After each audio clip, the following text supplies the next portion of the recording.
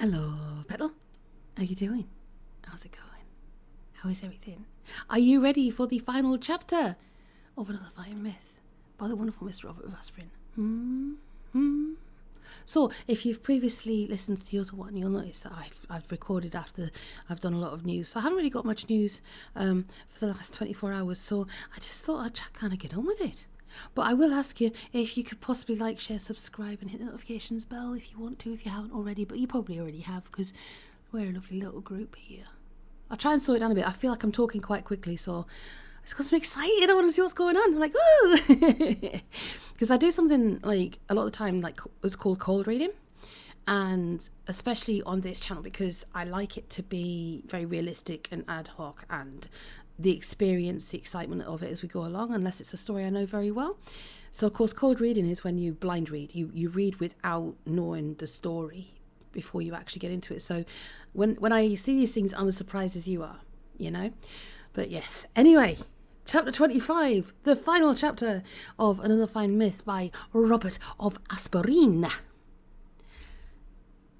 Just because you've beaten a sorcerer doesn't mean you've beaten a sorcerer.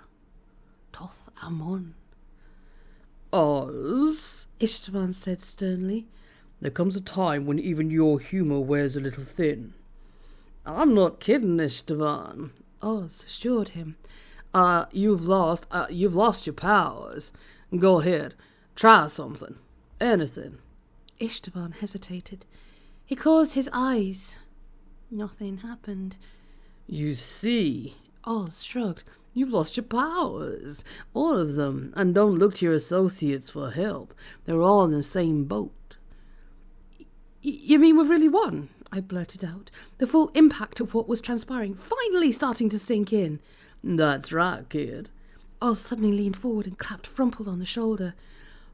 Congratulations, Frumple, he exclaimed. I've got to admit, I didn't think you could do it. What? Blinked the Deville. I'm just glad this squares our debt with you. Aahz continued without pause. You won't try and back out on it now, will you? Frumple! Istvan's voice was dark with menace. Did you do this to us? I, Frumple stammered. Go ahead, Frumple, gloat. Aahz encouraged. He can't do anything to you now. Besides, you can teleport out of here any time you want. No, he can't, snarled Higgins, and his arm flashed forward. I caught a glimpse of a small ball flying through the air before it exploded against Frumple's forehead in a cloud of purple dust. But, began Frumple, but it was too late. In mid-gesture, his limbs had come rigid and face froze. We had another statue on our hands. Good move, Higgins, applauded Aahz. If it wouldn't be too much trouble, Aahz, interrupted Istvan. Could you explain what's going on here? Oh, said Aahz. Therein lies the story. This sounds familiar, Quigley mumbled. I poked him in the ribs with my elbow. We weren't out of this yet. It seemed that Frumple learned about your plans from Throckwaddle. Apparently he was afraid that if you succeeded in taking over the dimensions, you would implement price controls, thereby putting him out of business as a merchant.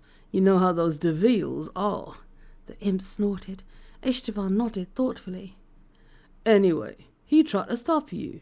To accomplish this, he blackmailed the four of us into assisting him. We were to create a diversion while he effected the actual attack. Well, what did he do? Prompted Higgins. He drugged the wine, explained Aahz. Don't you remember? When? asked Brockhurst. When he dropped that phony crystal into the jug, remember? But he drank from the jug too, exclaimed Higgins. That's right, but he'd taken the antidote in advance. Aahz finished with a flourish. So we stuck here, Brockhurst spat in disgust. You know, Aahz, Istvan said slowly.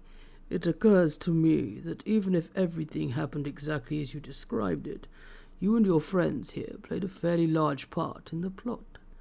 You're right, Istvan, Aahz admitted, but I'm prepared to offer you a bargain. What kind of bargain? Istvan asked suspiciously. It's in 2 parts. First, to clear Tanda and myself from having opposed you in your last bid for power, I can offer transportation for you and your allies out of this dimension. Said Istvan. And the second part? For the second part, I can give you the ultimate vengeance to visit on Frample here. In exchange, I want your promise you'll bear no grudge against the 4 of us for our part in today's misfortune. Pardon for 4, in exchange for vengeance on 1. Istvan grunted. That doesn't sound like much of a deal. I think you're overlooking something, Istvan, Aahz cautioned. What's that? You've lost your powers. That makes it 4 of us against the 3 of you. Look at you 4, Brockhurst sneered. A woman, a half-trained apprentice, a broken-down demon hunter, and a pervert. Broken down? Quigley scowled. Easy, Quigley. And you too, Tanda, Aahz ordered. Your 3 are nothing to brag about either, Brockhurst. 2 imps who've lost their powers and a fat madman.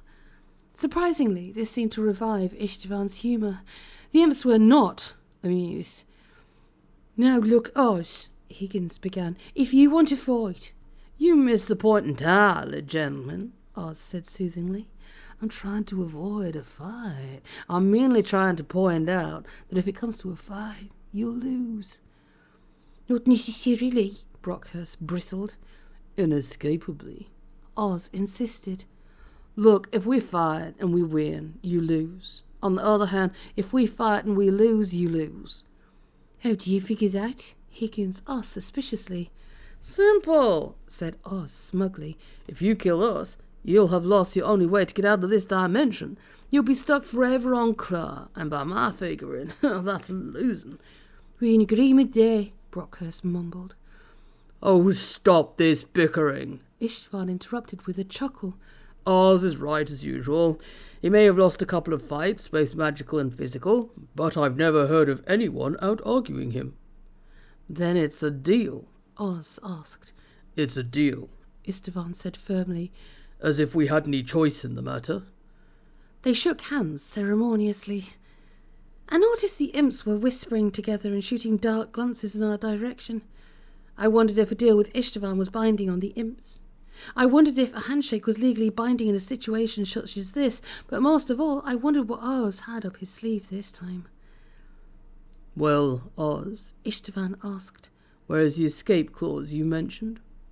Right here, Aahz said, fishing a familiar object from inside his shirt and tossing it to Istvan. It's a D-hopper, Istvan cried with delight. I haven't seen one of these since... What is it? Higgins interrupted. Istvan scowled at him. It's our ticket off this dimension, he exclaimed grudgingly. How does it work? Brockhurst asked suspiciously. Trust me, gentlemen. Istvan's distasteful expression gave lie to the joviality of his words. It works. He turned to Aahz again. Imps, he mumbled to himself. I said you hired 'em, Aahz commented unsympathetically. So I did. Well, what is this diabolical vengeance you have in mind for Frumple? That's easy, smiled Aahz. Use a D-hopper and take him back to Diva. Why Diva? Istvan asked. Because he's been banned from Diva, Higgins answered, the light dawning. And the Deviles are unequal of meting out punishment to those who break their laws. Brockhurst finished with an evil smile. Why was Frample banned from Diva? Tanda whispered to me. I don't know, I confided. Maybe he gave a refund or something. I don't believe it, she snorted. I mean, he is a Devile. Aahz, Istvan smiled, regarding the D-hopper. I've always admired your sense of humour. It's even nastier than mine. What do you expect from a pervert? Snorted Brockhurst. Watch your mouth, imp, I snarled. He was starting to get on my nerves. Then it's settled, Istvan chortled, clapping his hands together gleefully. Brockhurst, Higgins, come gather around Frumple here. We're off to Diva. Right now? Asked Brockhurst. We think so unsettled, Higgins added, glancing at us again. Oh, we won't be long, Istvan assured them.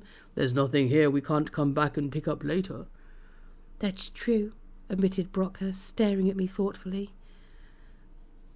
Istvan, It was Quigley. are you addressing me? Istvan asked with mock formality. Yes. Quigley looked uncomfortable. Am I to understand that you are all about to depart for some place completely populated with demons? That is correct. Istvan nodded. Would you mind if I accompanied you? What? I exclaimed, genuinely startled. Why? Well, Quigley said hesitantly, if there is one thing I have learned this day, is that I really know very little about demons. Hear, hear, mumbled Aahz. I am undecided as to whether or not to continue in my chosen profession, Quigley continued, but in any case it behooves me to learn about demons, more about demons. What better place could there be for such study than in a land completely populated with, well, demons? Why should we burden ourselves with a demon hunter of all things? Brockhurst appealed to Istvan. Maybe we could teach him a few things about demons, Higgins suggested in an overly innocent voice, giving his partner a covert poke in the side. What? You know, you're right, Higgins. Brockhurst was suddenly smiling again. Good, exclaimed Istvan. We'll make a party of it. In that case, purred Tanda, you won't mind if I tag along too? You are, exclaimed Brockhurst. Why? Challenged Higgins. To help, of course, she smiled. I'll once be there when you teach Quigley about demons. Maybe I can help him learn. Wonderful, wonderful. Istvan beamed, overriding the Imps' objections. The more the merrier. Aahz, Skeeve, will you be joining us? Not this time, thanks, Aahz replied before I could open my mouth. The kid here and I have a few things to go over that won't wait. Like what? I asked. Shut up, kid, Aahz hissed, then smiled again at the group. I said you all run along. We'll be here when you come back. We'll be looking forward to it. Brockhurst smiled grimly. Goodbye, Aahz. Skeeve. Tanda waved. I'll look for you next time round. But, Tanda, I began. Don't worry, lad, Quigley assured me. I'll make sure nothing happens to her. Behind him, Tanda shot me a bawdy wink. Aahz, Istvan chuckled. I do enjoy your company. We must work together more often. He adjusted the settings on the D-hopper and prepared to trigger it. Goodbye, Istvan. I said goodbye, Istvan. Aahz smiled and waved. Remember me. There was a rippling in the air and they were gone. All of them. Aahz, I said urgently, did you see how those imps looked at us? Yeah, kid. I told you they were vicious little creatures. But what are we going to do when they get back? Don't worry about that, kid. Don't worry about it, I shrieked. We've got to... Because they aren't coming back. Aahz finished. That stopped me. But when they get done on Diva... That's the joke, kid. Aahz grinned at me. They aren't going to Diva. Is it over? Is it over? No, it bloody isn't. There's one more chapter. If you got this far, you're going to get the final chapter, which is awesome. If you didn't get this far, you're not going to see the final chapter. You're going to think it hasn't ended the way you wanted it to. Ha ha ha ha ha. Goodness gracious me. Oh my goodness. I tell you something, the world's got something against me today. Oh, literally, what more is there? What is he going to do? Why did he do it? Where are they going to go? What's going to happen to Tanda? Ooh, I'm not really bothered about the rest of me, Istvan, me. You know, the two little imps, I think they could be quite cute coming back in the future. Istvan, I think, is a dark horse. I think he could be like kind of a running sort of like backbone to stories, but I don't know. I think Skeeve and Aahz are strong enough to carry it on their own, as is Tanda. I quite like her. Quigley, yeah, he's a funny sidekick. He can be developed, but yeah. Let's see what chapter 26 is all about. I'll see you in a minute. Or, if you're going to save the last chapter till another time, take it easy, Petal.